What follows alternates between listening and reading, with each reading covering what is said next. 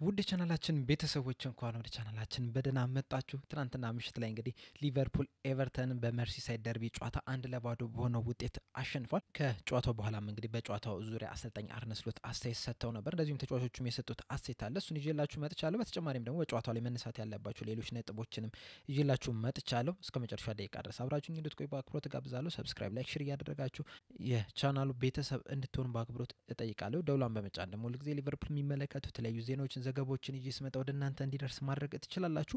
አሁን በቀጥታ እንግዲህ ወደ ተሰጡት አስተያየት እንገባለን። በመጀመሪያም እንግዲህ አሰልጣኝ አርነ ስሎት የሰጡትን አስተያየት እንመለከታለን። በመጀመሪያም አስተያየት የሰጡት እንግዲህ በጨዋታው ዙሪያ ነበረ። ጨዋታው በጣም ከባድ የሚባል ጨዋታ ነበር። ምክንያቱም እንግዲህ ኤቨርተኖች በጣም ምርጥ የሚባሉ ቡድን ናቸው። ያለፉትን 9 ጨዋታዎች ምንም ሽንፈት አላጋጠማቸውም። በተጨማሪም ደግሞ በጣም በጥብቅ ነው የሚከላከሉት። እዛው ቦክስ አካባቢ ነው የሚከላከሉት። ከመከላከልም በተጨማሪም ደግሞ በካውንተር አታክ ሲያጠቁ ነበረ። በቤቶ አማካኝነት እንግዲህ እኛን ለማጥቃት ሲሞክሩ ነበርና በጣም ጠንካራ የሚባሉ ቡድኖች ናቸው። በማሸነፋችንም በጣም ደስ ብሎኛል። ነገር ግን ከመጀመሪያው ከጉዲሰን ፓርክ ጋር ከተደረገው ጨዋታ እንግዲህ የዛሬው በጣም ያስደሰተኝ ጨዋታ ምንድነው? የተሻለ መንቀሳቀስ ችለናል። አሁን የመጀመሪያው ጨዋታ ላይ እንግዲህ በጉዲሰን ፓርክ የተደረገው ጨዋታ ላይ ፖዚሽን ይዘን የነበረው በተከላካዮቻችን ነበር። ብዙ ፓሶች የነበሩት በተከላካዮች መካከል ነበር። ዛሬ ግን በደንብ ወደፊት ስንሄድ ነበረ። በፈርስት ሃፍ ላይ እንግዲህ ሉዊስ ዲያዝ 10-15 ጊዜ እንግዲህ ከኦብሪያን ጋር 1-1 ተገናኝቶ ነበር። ይህንን ስል እንግዲህ ማጋነን አይደለም። ነገር ግን ደግሞ 1-1 መገናኘትና ቻንስ መፍጠር ደግሞ የተለያዩ ነገሮች ናቸው። ለዛም ነው እንግዲህ ደጋግመን ያንን ነገር ማድረግ ነበረብን። ወደ ጎል መጠጋት ነበረብን። ምናልባት አንድ ቻንስ ካገኘነ ብለን ማለት ነውና ያችን ቻንስ አግኝተን እንግዲህ ዲያጎ ጆታ ወደ ጎልነት ቀይሮታል ብለዋል። በመቀጠልም አስተያየት የሰጡት ደግሞ በዲያጎ ጆታ ዙሪያ ነበር። በሰጡት አስተያየት ምንድነው ያሉት? በጣም ደስተኛ ነኝ ጎል በማስቆጠሩ። በእርግጥ ፈርስት ሃፍ ላይም እንግዲህ እንደዚሁ ቻንስ አግኝቶ ነበረ። ሞክሮ እንግዲህ እነሱ ብሎክ አድርጎታል። በጣም ጠንካራ የሚባሉ ተከላካዮች ናቸው ያሏቸውና ብሎክ ማድረጋቸው እንግዲህ የሚገርም አይደለም። ሰከንድ ሃፍ ላይም እንግዲህ 2 ቻንሶችን አግኝቶ ነበር። አንዱን ጎል ወደ ጎልነት ሲቀይር አንደኛውን ደግሞ ብሎክ አድርጎበታል። ነገር ግን ደግሞ ዲያጎ ጆታ ደግሞ በጣም የሚገርም ተጫዋች ነው። ጎል በማስቆጠሩ ለሱ በጣም ደስተኛ ነኝ። እንደዚሁም ደግሞ ለቡድናችን በጣም የሚያስፈልገን ጎል ነበረ እና እሱም ደግሞ በጣም በምርጥ አጨራረስ ነው ያችን ጎል የቀየራትና በጣም ደስተኛ ነኝ ብለዋል። በመቀጠልም አስተያየት የሰጡት ደግሞ ታርኮቭስኪ በሰራው ፋውል ላይ ነበረ። እሳቸው ምንድነው ያሉት? እኔ ምንም አይነት አስተያየት መጨመር አልፈለግም እዚህ ላይ። ምክንያቱም እንግዲህ በጣም ብዙ ሰዎች በዚህ ላይ አስተያየታቸውን ሰጥቷል። እንደዚሁም ደግሞ ሊቨርፑልን የሚጠሉ ሰዎች ራሱ ምን መወሰን እንደነበረበት እንግዲህ አስተያየታቸውን ሰጥቷልና እዚህ ላይ የምጨምረው ነገር የለም። ነገር ግን ደግሞ ምንም የተገረምኩት ነገር የለም እንደዚህ አይነት ነገር በመወሰናቸው ብለዋል። በመቀጠልም አስተያየት የሰጡት ደግሞ በከርቲስ ጆንስ ዙሪያ ነበር። ከርቲስ ጆንስ እንግዲህ በትናንትናው ጨዋታ ላይ የቀኝ ተከላካይ ሆኖ ነበር የተጫወተውና በዛ ላይ በሰጡት አስተያየት ምንድነው ያሉት? እንግዲህ ይህንን ነገር እንግዲህ በዚህ ሳምንት አይደለም የወሰንነው። ከዚህ በፊትም እንግዲህ ሳስብበት ነበረ። እንደ ቡድንም እንግዲህ ስናስብበት ነበር። በተለይ ደግሞ የመጀመሪያው አጋማሽ ሲዝን ላይ እንግዲህ በደንብ ስንመለከተው ነበርና እሱ እዛ ላይ መጮትም እንደሚችል ደግሞ እናውቃለን። በተለይ ደግሞ በዚህ ሰዓት እንግዲህ የቀኝ ተከላካይ እንግዲህ በጣም እጥረት አለብን። ሶስቱም እዛ ቦታ ላይ የሚጫወቱ ተጫዋቾች ተጎድቶብናል። ትሬንት አሌክሳንደር አርኖልድ ጉዳት ላይ ነው። ብራድሊ እንደዚሁም ጎሜዝ ጉዳት ላይ ናቸው ያሉትና እዛ ላይ እንግዲህ የምናሰልፈው የነበረው ወይ ከርቲስ ጆንስን እዛ ላይ ማሰለፍ ካልሆነ ደግሞ ጀራል ኳንዛን እዛ ላይ ማሰለፍ ነበረ ያለን አማራጭ። ጀራል ኳንዛ እንግዲህ እዛ ላይ ተጫውቷል ያለፉትን ጥቂት ጨዋታዎች እና ጥሩ የሚባልን ስራ መስራት ችሏል። ጥሩም ተጫውቷል። ነገር ግን ደግሞ በዚህ ጨዋታ ላይ እንግዲህ በጉዲሰን ፓርክ ላይ ከተጫወት ነው የተሻለን መጮት ነበረብን። የተሻለ ክሬት ማድረግ ነበረብንና ለዛ ነው እዛ ላይ ከርቲስ ጆንስን የተጠቀምነው። በተለይ ደግሞ ትሬንት አሌክሳንደር አርኖልድ እንግዲህ እዛ ቦታ ላይ በሚሰለፍበት ሰዓት ብዙ እድሎችን ይፈጠር ነበረ ከዛ ቦታ ላይና ያንን ነገር ለመፍጠር ስንል ነው እንግዲህ ከርቲስ ጆንስን ያሰለፍ ነው። በእርግጥ ጀራል ኳንዛ ቢሰለፍ ኖሮ እንግዲህ አየር ላይ ኳሶች ላይ በጣም ይጠቅመን ነበር። ነገር ግን ደግሞ ኳሱን ተቆጣጥረን እድሎችን መፍጠር ስለፈለግን ከርቲስ ጆንስን አሰልፈነዋል። በእርግጥ ይህ ሪስክ ነው። ነገር ግን ይህንን ሪስክ መውሰድ ነበረብን። በዛ ላይም ደግሞ በጣም ጥሩ የሚባል ጨዋታ መጫወት ይችላል ልክ እንደ ቡድኑ ጭምር ማለት ነውና ከዚህም በኋላም እንግዲህ ጥሩ አማራጭ ይሆነናል። ምክንያቱም እንግዲህ 3 ተጫዋቾቻችን በዛ ቦታ ላይ የሚሰለፉት ስለተጎዱብን ብለዋል። በመቀጠል አስተያየት የሰጡት ደግሞ በዳኝነቱ ላይ ነው። በተለይ ደግሞ የሊቨርፑል ጎል ላይ ነው። ምክንያቱም አንዳንድ ሰዎች እንግዲህ በዛ ዙሪያ ላይ ኦፍሳይድ ነው የሚሉ አሉና በዛ ዙሪያ በሰጡት አስተያየት ምንድነው ያሉት? በህጉ መሰረት ከሄደን ኦፍሳይድ አይደለም ህጉን ከተከተለ። ነገር ግን ደግሞ ይህንን ህግ ትወዷለህ ካላችሁ ግን አልወደውም። ምክንያቱም እንግዲህ በረዥም ኳስ ይጣላል። ከዛ የነሱ ተጫዋች እንግዲህ ኦፍሳይድ ፖዚሽን ላይ ሊሆን ይችላልና የኛ ተከላካዮች እሱን ያዩትና ኳሱን ለማጽዳት ነው የሚሞክሩትና ይህንን ደግሞ ለመስመር ዳኛው ብንናገር ኦፍሳይድ አይደለም። ምክንያቱም ደግሞ ኳሱን አልተጫወተውም ይላሉ። ልክ እንደ ዲያዛውን ኳሱን አልተጫወተውምና እንደዚህ አይነት ህጎች እንግዲህ በጣም ደስ አይሉም። ነገር ግን ደግሞ ህግ ነው ስለዚህ በህጉ መሰረት ደግሞ ትክክለኛ ግብ ነው ብለዋል። በመቀጠል ማስቴት የሰጠው ደግሞ ከርቲስ ጆንስ ነበረ። ከርቲስ ጆንስ እንግዲህ በመጀመሪያ ሴት የሰጠው በድሉ ዙሪያ ነበረና ምንድነው ያለው? ድሉ በጣም ወሳኝ የሚባል እድል ነው። ምክንያቱም እንግዲህ ለዋንጫ እየተፎካከረን ነው የምንገኘው። በተጨማሪም ደግሞ እያንዳንዱ ጨዋታ እንግዲህ በጣም ከባድ የሚባል ጨዋታ ነው። ምክንያቱም እንግዲህ ሁሉም ቡድኖች እንግዲህ ለአንድ ነገር ይፋለማሉና እንደዛ ሲሆን ደግሞ ከባድ ጨዋታ ያደርጓል።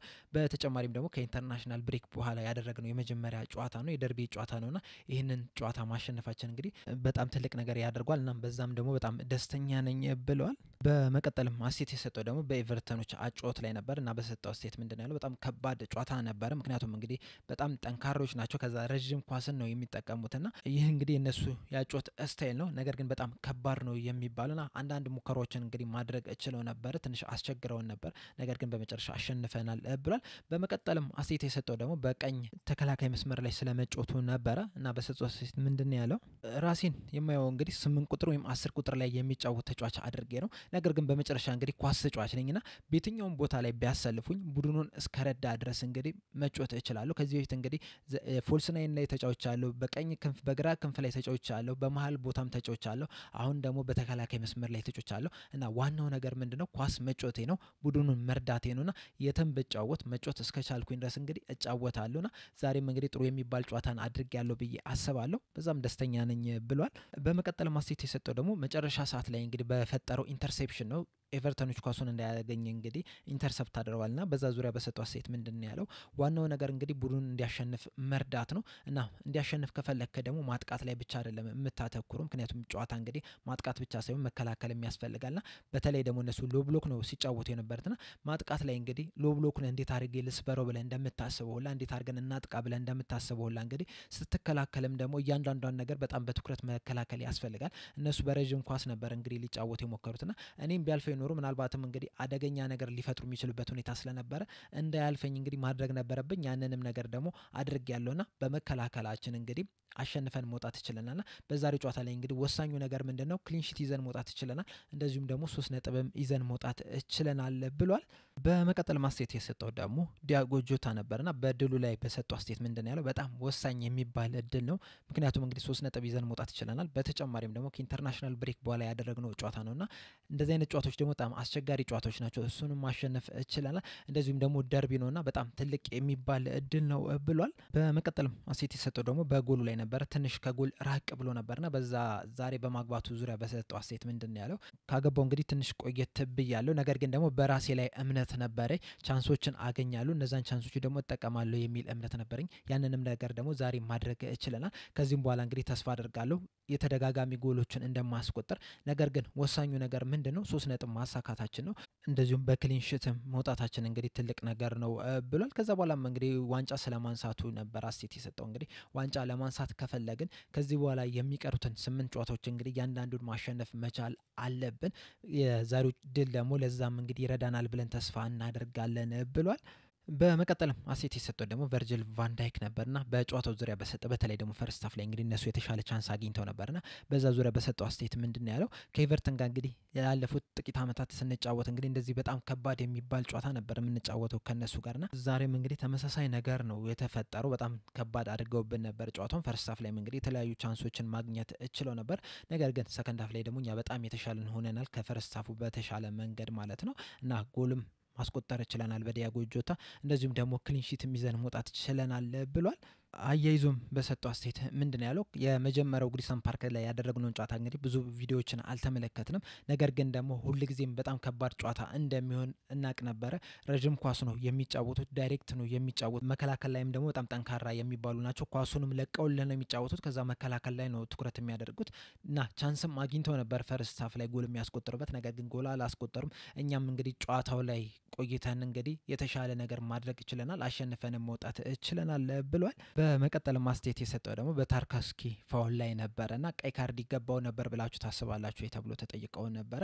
እሱም ምንድነው ያለው? እንግዲህ ዳኛውና ቪኤአሩ ውሳኔውን ወስኗል። ይህንን ነገር ደግሞ መቀበል መቻል አለብን እና ሌላ የምጨምረው ምንም ነገር የለም ብሏል። በመጨረሻም አስቴት የሰጠው ደግሞ በዋንጫ ማሸነፍ ዙሪያ ነበር እና በሰጠው አስተያየት ምንድን ነው ያለው ቨርጅል ቫን ዳይክ አሁን ያለንበት ቦታ ላይ ለመድረስ እንግዲህ በጣም ብዙ ለፍተናል። ሁሉም ሰው እንግዲህ እዚህ ቦታ ላይ መሆን ይፈልጋል። እያንዳንዱ ቡድን ዋንጫ ማሸነፍ ይፈልጋልና እኛም በጣም ጠንክረን ነው የሰራ ነው። ከዚህ በኋላም እንግዲህ የሚቀሩትን ጨዋታዎች ደግሞ በጣም በትኩረትና በጥንካሬ መጫወት መቻል አለብን። እስካሁን ድረስ ሙሉ ሲዝኑን ስናደርገው የነበረውን ነገር ከዚህ በኋላ ለሚቀሩ ጨዋታዎችን ማድረግ መቻል አለብን ብሏል። ቀጣይም እንግዲህ በጣም ከባድ ጨዋታ አለብን። እሁድ በለንደን ከፉላም ጋር የምናደርገው ጨዋታ አለብን እና አሁን ሙሉ ለሙሉ ትኩረታችን እዛ ጨዋታ ላይ ነው የሚሆነው። ከዚህ በኋላም እንግዲህ በጣም በትኩረት እንጫወታለን ብሏል። በአጠቃላይ እንግዲህ ተጫዋቾቹም አሰልጣኙም የሰጡት አስተያየት ይህንን ይመስላል። እንግዲህ በትናንትናው ጨዋታ ላይ ሊቨርፑል የተሻለ መጫወት ችሏል። እንደዚሁም 3 ነጥብ ይዞ መውጣት ችሏል። ይህ ድል እንግዲህ በጣም ወሳኝ የሚባል